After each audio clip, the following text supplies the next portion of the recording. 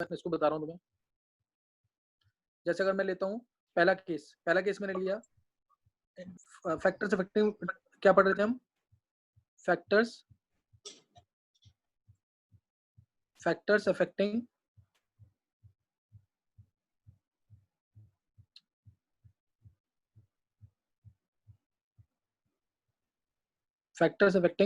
Van der forces. मैंने एक बता भी दिया था तुम्हें। पहला केस लिया मैंने, सपोज आयन का। अगर आयन वाला केस लेता हूँ, जैसे Na+ और Cl नेगेटिव इलेक्ट्रोस्टैटिक फोर्सेज होते हैं, तो इसमें एनर्जी का वेरिएशन क्या होता है? एनर्जी होता है हमारा K(Q1Q2)/R। एनर्जी जो आता है हमारा, इसका जनरल एक्सप्रेशन होता है K(Q1Q2)/R। तो Q1 Q2 ही है इसके अंदर, तो इससे एनर्जी जो है इनवर्स टू R आएगी। फोर्स की बात करेंगे तो R² आ जाएगा। फोर्स क्या आ जाएगा? K(Q1Q2)/R² होता है, ये आ जाएगा। अब अगर मैं दूसरा केस लेता हूँ, ध्यान देना, सेकंड केस, ये आयन था जिसमें इलेक्ट्रोस्टैटिक फोर्सेज ही होंगे, आयनिक बॉन्ड्स होंगे, इलेक्ट्रोस्टैटिक फोर्सेज। दूसरा लिया मैंने आयन डाइपोल, इसमें फोर्सेज स्ट्रॉन्ग होंगे और इसमें एनर्जी क्या होगी? ग्रेटर देन 8 किलो जूल पर मोल। ध्यान रखना चीज का। आयन डाइपोल ले लिया मैंने, आयन डाइपोल, इसमें फोर्सेज स्ट्रॉन्ग होंगे। इसमें जो एनर्जी होगी, ध्यान देना, एनर्जी प्रोपोर्शन होती है हमारी Q1Q2/R या K(Q1Q2)/R। K(Q1Q2)/R। आपको बता सकता है इसमें क्या वेरिएशन आएगा एनर्जी के साथ? कोई भी 12th वाला बच्चा, एनर्जी के साथ क्या वेरिएशन आएगा? अगर कोई तरीका पता है, तुम लोगों ने फिजिक्स में पढ़ रखा है, तो यहाँ शेयर कर सकते हो तुम। नहीं तो मैंने जैसे बताना है मैं वैसे बता दूंगा। कोई भी तुम्हें से बता सकता है अगर।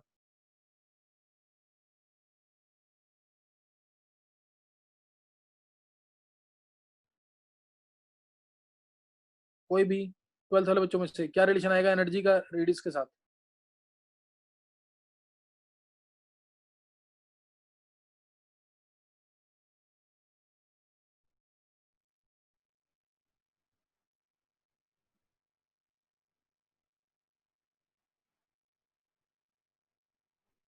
बोलना किसी को।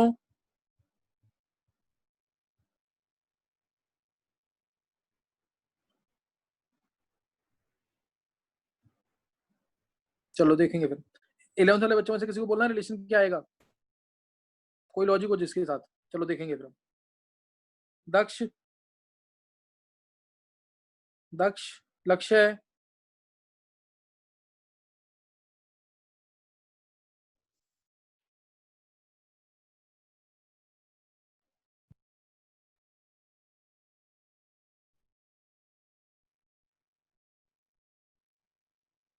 नहीं पता किसी को भी।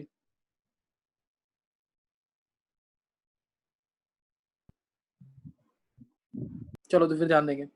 देखो इधर मैं इसको बोल रहा हूँ। R² के इनवर्सली प्रोपोर्शनल होता है। हाँ, लक्ष्य कैसे निकाला ये? फिजिक्स में डायपोल का पढ़ाते हैं, तो उसमें इनवर्सली प्रोपोर्शनल को R² रखा है। मतलब अच्छा, आता है दो उसमें। चार्ज मान लेते हैं। हाँ, अच्छा, 2 चार्ज मान रहे थे। चलो कुछ नहीं था। कुछ ऐसे सोच सकते हैं, देख ले एक बार लक्ष्य। बाकी तुम लोग अपना ज्यादा दिमाग लगा सकते हो कि केमिस्ट्री में ऐसा कुछ है नहीं, सीधा रटवाते हैं ये चीजें, ये रट लेना सीधा, ये होता है। अब इसमें कैसे करना है? Q1 तो एक तो आयन है ही, ये आयन है ना इसमें, एक तो आयन है ही, तो Q1 तो रहेगा ही। अब एक डाइपोल है, डाइपोल क्या होता है? म्यू होता है। डाइपोल क्या होता है? म्यू होता है कि नहीं? म्यू क्या होता है? Q*D।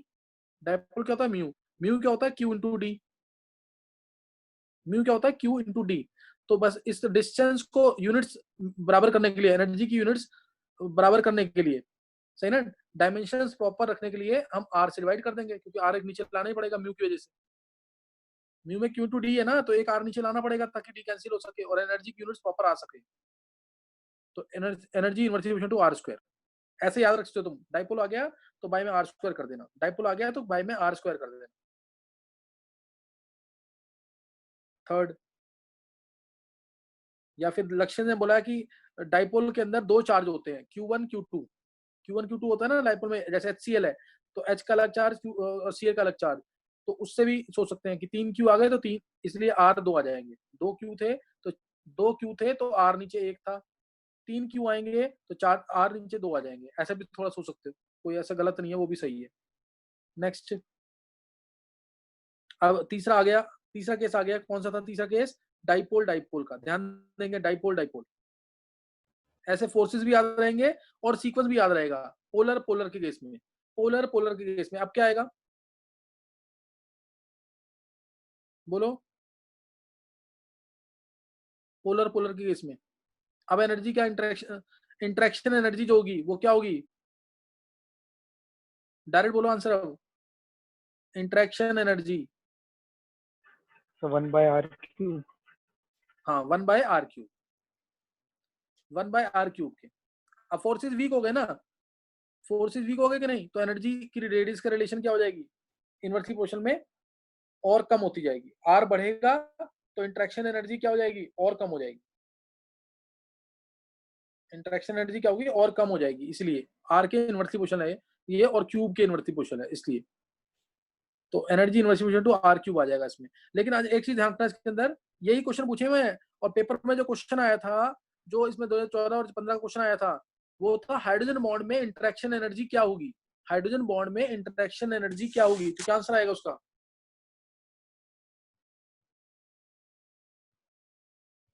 बोलो क्या आएगा? हाइड्रोजन बॉन्ड के अंदर इंटरेक्शन एनर्जी क्या होगी?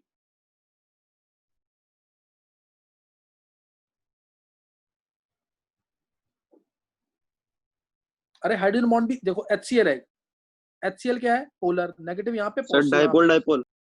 हाँ डाइपोल डाइपोल ही। HF के अंदर भी क्या होगा? नेगेटिव पॉजिटिव, तो इसमें भी तो डाइपोल डाइपोल ही है। तो जो फोर्सेस डाइपोल डाइपोल में है वही हाइड्रोजन बॉन्ड में लगेंगे लगेंगे सेम तो लगेगा उसमें भी, सेम लगेगा कि नहीं ये? Yes sir. हाँ सेम लगेगा वो। तो हाइड्रोजन बॉन्ड का, हाइड्रोजन बॉन्ड भी क्या है? एक स्पेशल केस है किसका? डाइपोल मूवमेंट का, डाइपोल डाइपोल का। और डाइपोल डाइपोल इंटरेक्शन को हम क्या बोलते हैं? कीजम फोर्सेस। लेकिन हाइड्रोजन बॉन्ड को कीजम फोर्सेस नहीं बोलेंगे, ध्यान रखना चीज का। डाइपोल डाइपोल ही आएगा तो ही बोलेंगे कीजम फोर्सेस, सही ना? डाइपोल डाइपोल आएगा तो ही कीजम फोर्सेस बोलना। Interaction energy inversely proportional to r³, interaction energy inversely proportional to r³। ध्यान रखना, this is only for solids, solids के केस में इंटरेक्शन ये। अगर मान लो गैस या लिक्विड आ जाए तो क्या होगा बताओ? गैस और लिक्विड आ गए तो क्या होगा? जो नीचे आर की पावर बढ़ेगी कि कम होगी? इसमें तो मॉलिक्यूल ऑलवेज दूर होंगे, बढ़ जाएंगे। हाँ, और दूर जाएंगे तो r की पावर 6, ये याद रख लेना इसको। Interaction energy inversely to r की पावर 6, गैस और लिक्विड में r की पावर 6 आ जाएगा। तीसरा केस समझ आ गया। अब फोर्थ केसेस से तुम्हें याद करना है, सीधी सी बात है। अब यहाँ पे कुछ नहीं होगा, आयन इंड्यूस डाइपोल अगर आता है,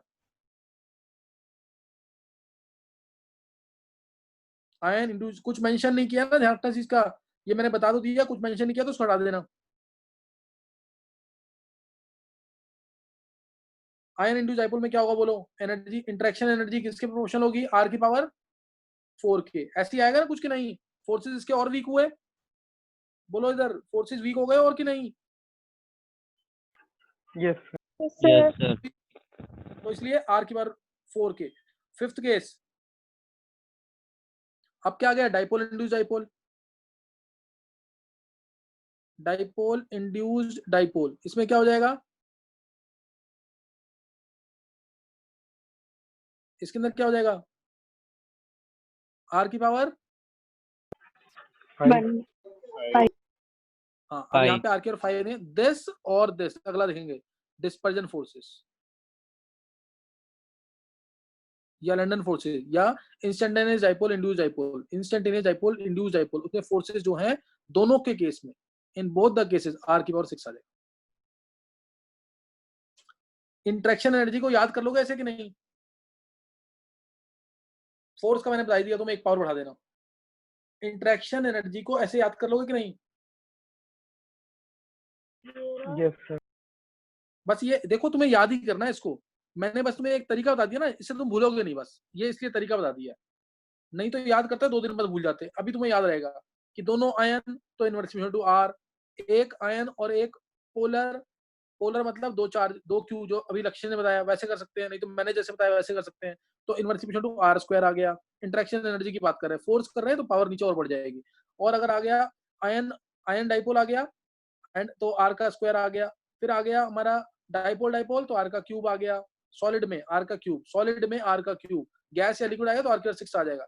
फिर r की पावर 4, डाइपोल किसमें आया? r की पावर 4 आयन इंड्यूस डाइपोल में r की पावर 4। फिर डाइपोल इंड्यूस डाइपोल आ जाए या डिस्पर्जन फोर्सेस आ जाए तो सीधा r की पावर 6, सीधा r की पावर 6 आ जाएगा आंसर। तो ये ध्यान रखना इसके अंदर, सही ना? हाइड्रोजन बॉन्ड के लिए क्या रिलेशन आएगी? r का क्यूब। हाइड्रोजन बॉन्ड की क्या रिलेशन आएगी, r का क्यूब, और गैस या लिक्विड में आता है r की पावर 6। अब नेक्स्ट फैक्टर जिस पर डिपेंड करेगा ये, नेक्स्ट फैक्टर आ जाएगा हमारा, जैसे अगर मैं बात करूं सरफेस एरिया, वेंडल फोर्सेस, ये मैं पहले भी बता चुका हूं तुम्हें पीरियोडिक प्रॉपर्टीज के अंदर। सरफेस एरिया बढ़ेगा, तो वेंडल फोर्सेस क्या हो जाएंगे, बोलो। जैसे साइज बढ़ा, मान लो साइज बढ़ेगा किसी का, तो सरफेस एरिया क्या हो जाएगा, बढ़ जाएगा। सरफेस एरिया बढ़ेगा तो वेंडल फोर्सेस बढ़ जाएंगे।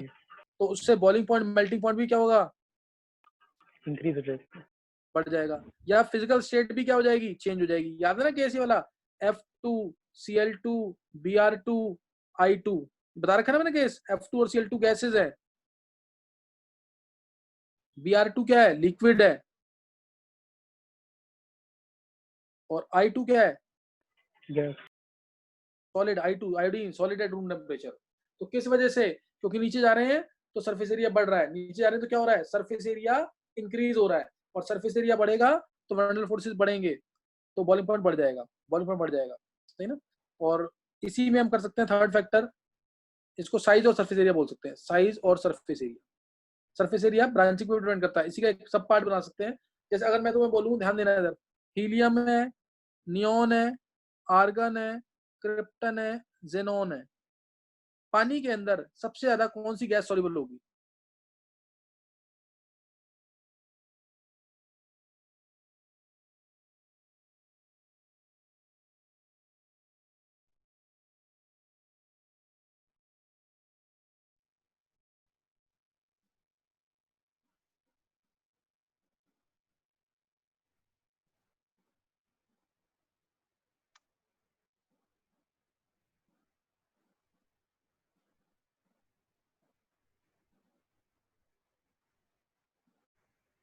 बोलो आंसर क्या आएगा।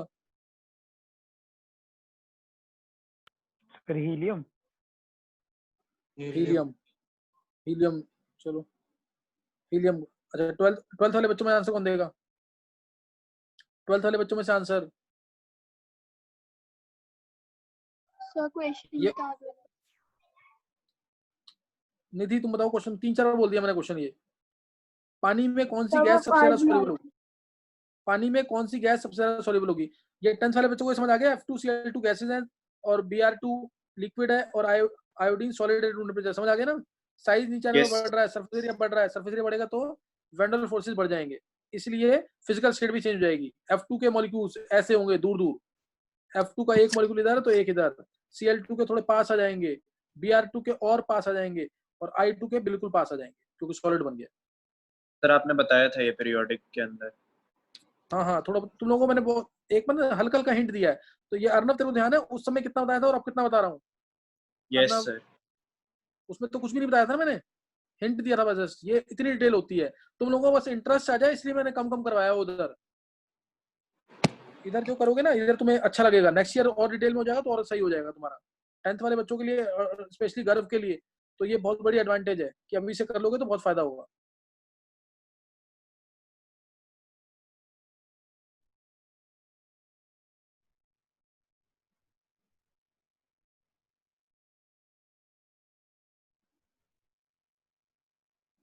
चलो, ये 12th वाले बच्चों में कौन आंसर देगा, ये हाँ पर्यंत बता क्यों। तो सर डाउन द ग्रुप जाएंगे तो सर H2O के मॉलिक्यूल्स में, और सर ज़ैनन के उसमें सर डायपोल इंटरेक्शन इंक्रीज हो जाएगी, डायपोल इंड्यूस डायपोल फोर्सेस बढ़ जाएंगे। एक बार तुम सोच के देखो, 11th वाले बच्चे भी और 10th वाले भी, तुम लोग आसानी से आंसर निकाल सकते थे। एक हीलियम है, ये इसके इलेक्ट्रॉन, और एक जेनॉन है, और भी बड़ा, ये इसके इलेक्ट्रॉन। वाटर का मॉलिक्यूल किसको जल्दी पोलराइज कर देगा, किसके इलेक्ट्रॉन को जल्दी खींच सकता है वाटर का मॉलिक्यूल, किसके अंदर चार्ज जल्दी से इंड्यूस करेगा, जेनॉन का। जेनॉन के अंदर। सोच, तुम पता नहीं क्या उल्टे सीधे आंसर दिमाग रहे थे। हीलियम तो आई नहीं था किसी भी तरीके से, ये H आया, ऑक्सीजन, ये H आया, न्यूक्लियस से तो कोई लेना देना है नहीं, तो इसलिए अब ये इसके इलेक्ट्रॉन्स को जल्दी खींच लेगा ना, जो H के पॉजिटिव हैं वो इलेक्ट्रॉन्स को जल्दी अपनी तरफ अट्रैक्ट कर लेंगे कि नहीं? तो डाइपोल इंड्यूस्ड डाइपोल फोर्सेस बढ़ जाएंगे कि नहीं? डाइपोल इंड्यूस्ड डाइपोल फोर्सेस बढ़ जाएंगे कि नहीं?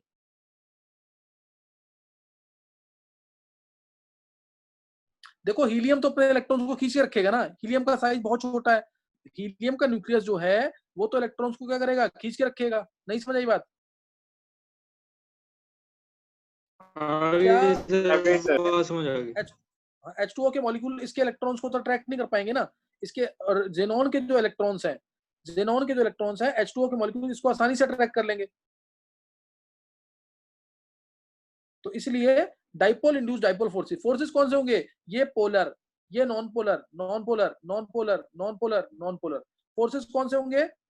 पोलर और नॉन पोलर में फोर्सेस कौन से होते हैं? Dipole induced dipole, dipole induced dipole. तो डाइपोल इंड्यूस्ड डाइपोल नीचे आने पर बढ़ेंगे, डाइपोल इंड्यूस्ड डाइपोल फोर्सेस नीचे आने पर बढ़ेंगे, क्योंकि वाटर जो है अपनी डाइपोल मोमेंट आसानी से इंड्यूस करेगा किसके अंदर? जेनॉन के अंदर, क्योंकि जेनॉन के जो इलेक्ट्रॉन्स होंगे वो टाइटली हेल्ड नहीं होंगे न्यूक्लियस के साथ, लेकिन हीलियम के इलेक्ट्रॉन या नियॉन के इलेक्ट्रॉन बहुत टाइटली हेल्ड होंगे न्यूक्लियस के साथ। इस वजह से अभी समझ आ गया? नेक्स्ट देखिए, हाँ अब नेक्स्ट केस है सरफेस एरिया के अंदर ही ब्रांचिंग। ये ऑर्गेनिक के अंदर बहुत डिटेल में है, थोड़ा सा मैं हिंट दे रहा हूँ इधर। ब्रांचिंग होगी तो क्या होगा? जैसे अगर मैंने तुमसे बोला ब्रांचिंग बढ़ेगी तो क्या होगा? सरफेस एरिया उससे क्या होगा? ब्रांचिंग बढ़ने से ब्रांचिंग बढ़ेगी तो सरफेस एरिया क्या होगा? बढ़ जाएगा। सरफेस एरिया बढ़ जाएगा, सरफेस एरिया कम हो जाएगा, वेंडल फोर्सेस कम हो जाएंगे, बॉइलिंग पॉइंट या मेल्टिंग पॉइंट कम हो जाएगा ब्रांचिंग बढ़ने से। देखो जैसे एग्जांपल लिया पेंटेन, ये पेंटेन ले लिया, ये आइसोपेंटेन ले लिया, ये नियोपेंटेन ले लिया, सरफेस एरिया कम हो रहा है ज्यादा हो रहा है? कम हो रहा है। कम हो रहा है ना। कुछ ऐसे सोच लो तुम, जैसे कैसे, ये रबड़ की बॉल ले लो, या तो एक मिनट, रबड़ की बॉल या कुछ भी जो फ्लेक्सिबल हो वो ले लिया मैंने। ये अभी इतना एरिया, कितना एरिया कांटेक्ट में है सिर्फ ध्यान देना, ये इतने पार्ट, इतना ही एरिया कांटेक्ट में, इतना ही एरिया कांटेक्ट में ना, सिर्फ ये वाला जिसको मैंने रेड से शो किया है, इतना एरिया कांटेक्ट में है, फोर्सेस ये होंगे।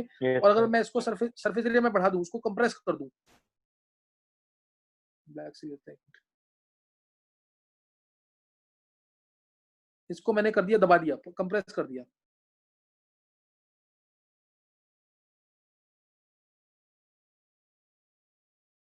अब कितना एरिया कांटेक्ट में आया चेक करो, बढ़ गया कि नहीं? अब फोर्सेस स्ट्रांग हुए कि नहीं? तो कुछ सरफेस एरिया बढ़ा दिया ना मैंने, सरफेस एरिया बढ़ा दिया तो इस तरह से हो गया। तो कुछ ऐसे ही ब्रांचिंग के अंदर होता है। ये बस इसलिए बताया कि तुम्हें याद रहे, ताकि तुम्हें याद रहे इसलिए बता दिया, अदरवाइज तो तुम्हें ये लाइन याद रहनी चाहिए, सीधी सी बात है। ब्रांचिंग बढ़ेगी, सरफेस एरिया घटेगा, सरफेस एरिया घटेगा तो वेंडल फोर्सेस घटेंगे, बॉइलिंग पॉइंट या मेल्टिंग पॉइंट घट जाएगा। तो सबसे ज्यादा बॉइलिंग पॉइंट होगा इसका पेंटेन का, फिर आइसोपेंटेन का, फिर नियोपेंटेन का। पेंटेन, आइसोपेंटेन, नियोपेंटेन, ये तुम्हें याद होगा, ऑर्गेनिक में भी मैंने बताया हुआ है। मेल्टिंग पॉइंट का आंसर याद है किसी को? मेल्टिंग पॉइंट का आंसर इसमें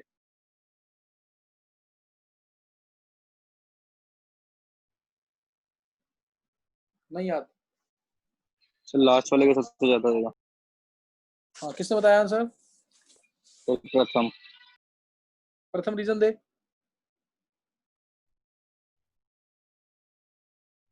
रीजन याद नहीं, बस ये पता है आपने एक्सेप्शनल बताया था। Symmetrical case, symmetrical fits better in the crystal lattice,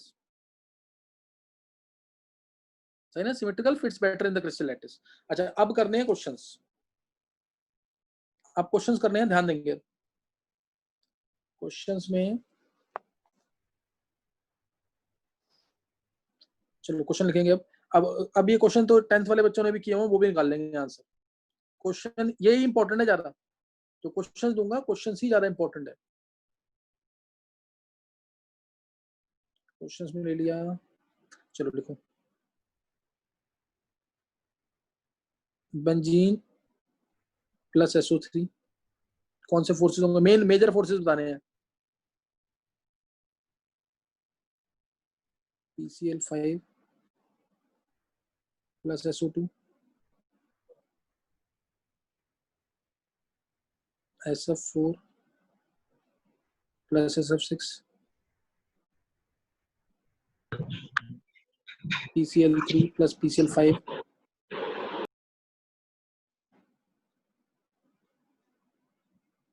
H2O plus NH3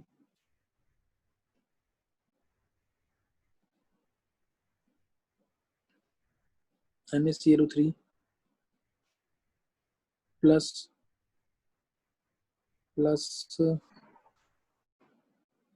HCl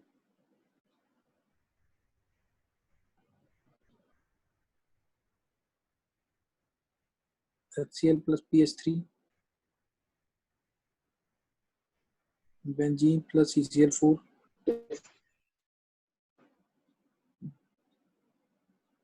acetic acid molecules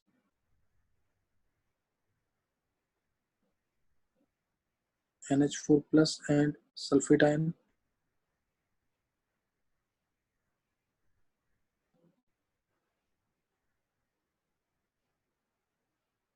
Br2 plus SiH4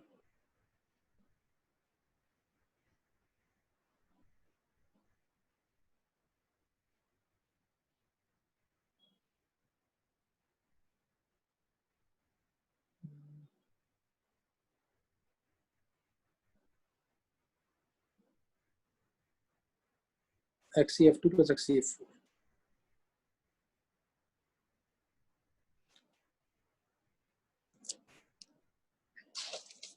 forces बताने फास्ट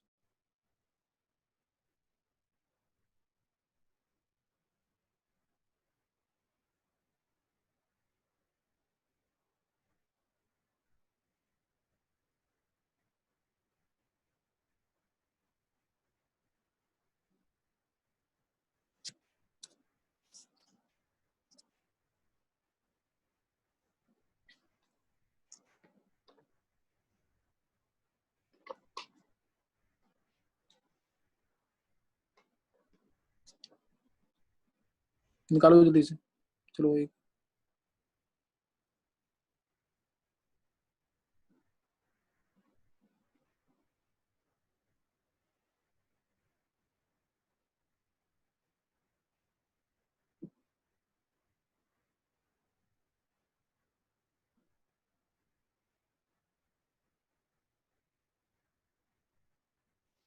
निकालो जल्दी से फोर्सेस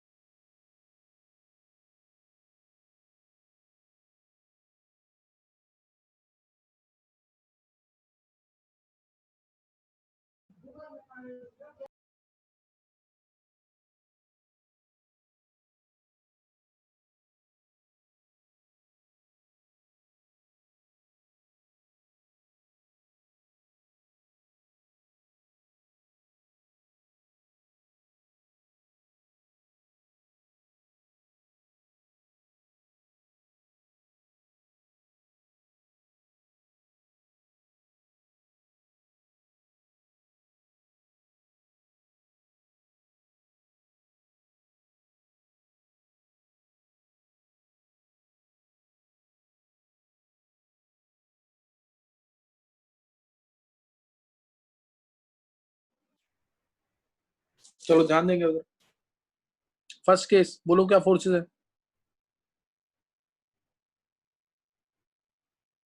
फर्स्ट केस में बोलेंगे फास्ट। 10th वाले बच्चे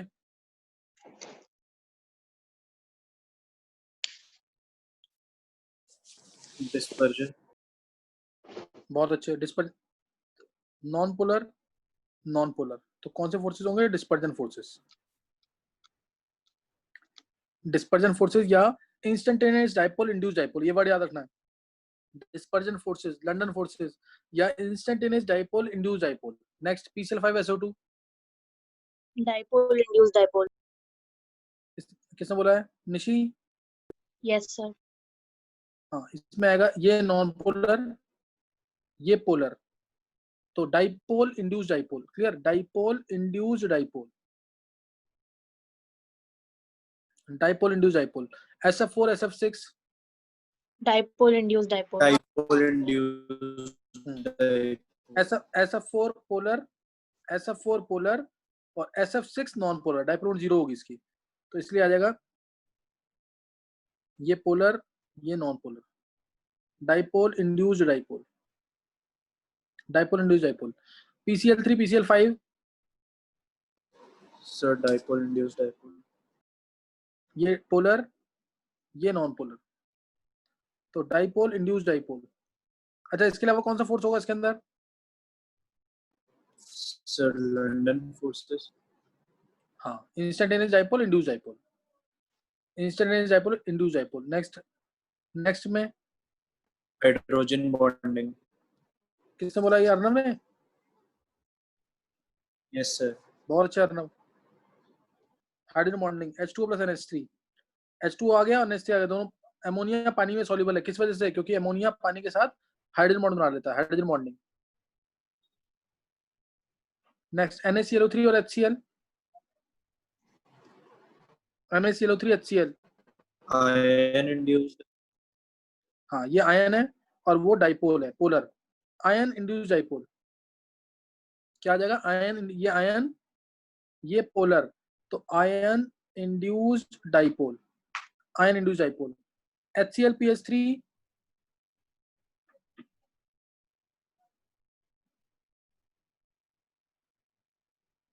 HCl-PH3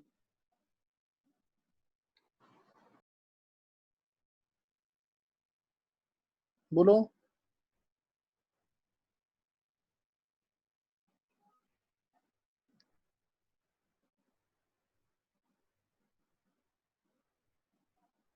HCl-PH3 पिछले केस में आयन डाइपोल क्यों नहीं था? क्या क्वेश्चन क्या था? ये क्या क्वेश्चन दक्ष, क्या क्वेश्चन था? NaCl3 और HCl। HCl था क्या? हाँ, तो आयन डाइपोल आएगा इसके अंदर। आयन डाइपोल, आयन डाइपोल आएगा। किसने? ये आयन डाइपोल आएगा। ये आयन है, ये पोलर है, आयन डाइपोल आएगा इसके अंदर। आयन डाइपोल, सही ना? आयन डाइपोल जो स्ट्रॉन्ग फोर्सेस में काउंट होता है, डाइपोल से ज्यादा स्ट्रॉन्ग है। अब HCl-PH3, HCl-PH3 डाइपोल। सारे फोर्सेस बताने हैं कौन से हैं इसके अंदर। ये पोलर, ये पोलर, तो डाइपोल डाइपोल। और फोर्सेस कौन से होंगे इसके अंदर? Dipole induced. हाँ, किसी इंस्टेंट पे एक पोलर हो गया, एक नॉन पोलर हो गया, तो डाइपोल इंड्यूस्ड डाइपोल भी होता है। तीसरा इंस्टेंटेनियस डाइपोल इंड्यूस्ड। ये सारे फोर्सेस आएंगे इसके अंदर, लेकिन मेजर फोर्सेस ये वाले होंगे इसके अंदर। अच्छा, बेंजीन + CCl4, dispersion forces. हाँ, dispersion forces, London forces या instantaneous dipole induced dipole, instantaneous dipole induced dipole. Acetic acid के molecules, Hydrogen Hydrogen bonding. बहुत अच्छे, हाइड्रोजन बॉन्डिंग, हाइड्रोजन बॉन्डिंग की वजह से इसमें डाइवर बनता है इस तरीके से।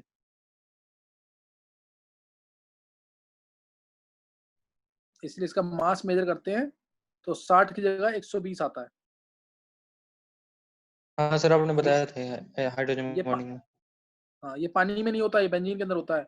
एसोसिएशन हमेशा नॉन पोलर सॉल्वेंट में होगा। NH4+ और सल्फेट आयन, electrostatic आयन आयनिक बॉन्ड्स या इलेक्ट्रोस्टैटिक फोर्सेस, सबसे स्ट्रॉन्ग फोर्सेस इधर आएंगे। Electrostatic force, Br2SiH4, Br2SiH4, Br2SiH4,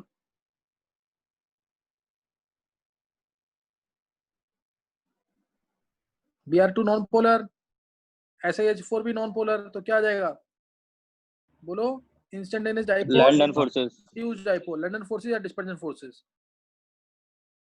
instantaneous dipole, induced dipole, instantaneous dipole, induced dipole.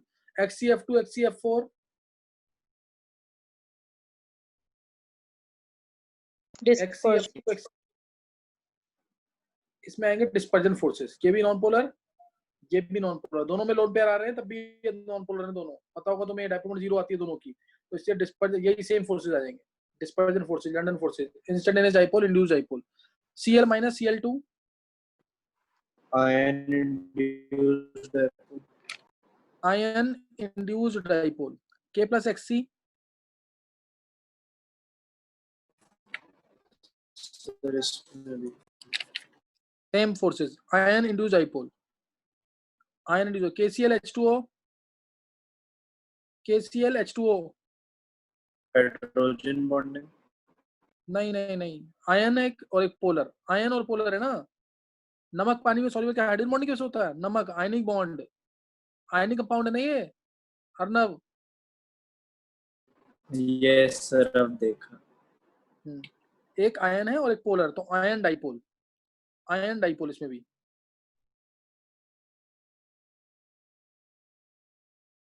Ion dipole. H2S H2S,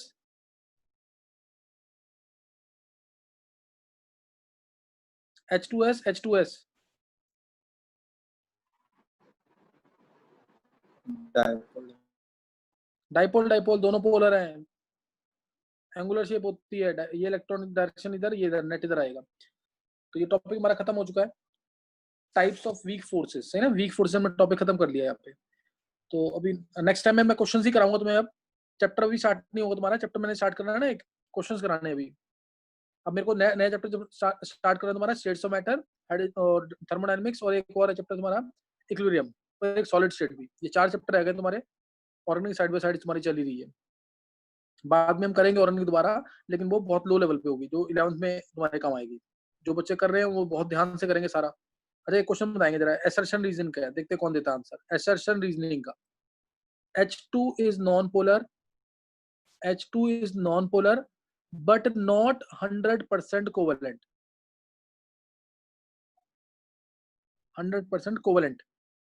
सी लिख दिया मैंने, सी मतलब कोवेलेंट मानना। इसका रीजन लिखेंगे, रीजन है dispersion force is present between two H2 molecules.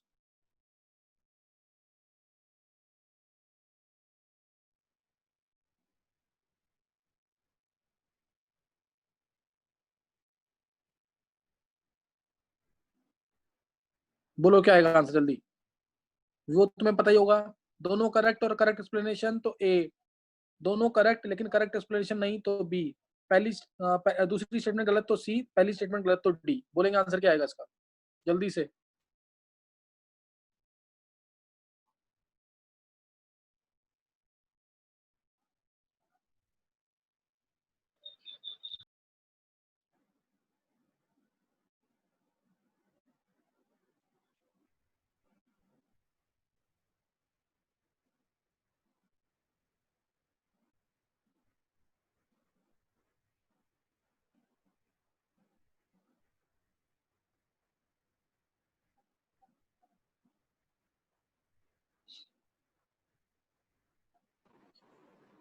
बोलो क्या आएगा इसमें?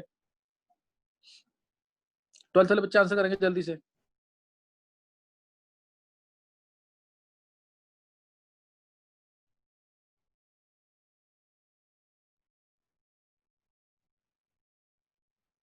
बोल दक्ष, क्या आंसर आएगा इसका? लक्ष्य, दक्ष, कुणाल है इसमें कि नहीं? सर ए। सिया ने बोला डी। हाँ दक्ष, क्यों है ए?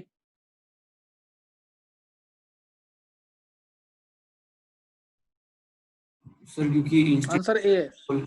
हाँ इंस्टेंटेनियस बोल डायपोल दक्ष। यूज होगा हाँ तो उससे पोलैरिटी आएगी। बिल्कुल सर।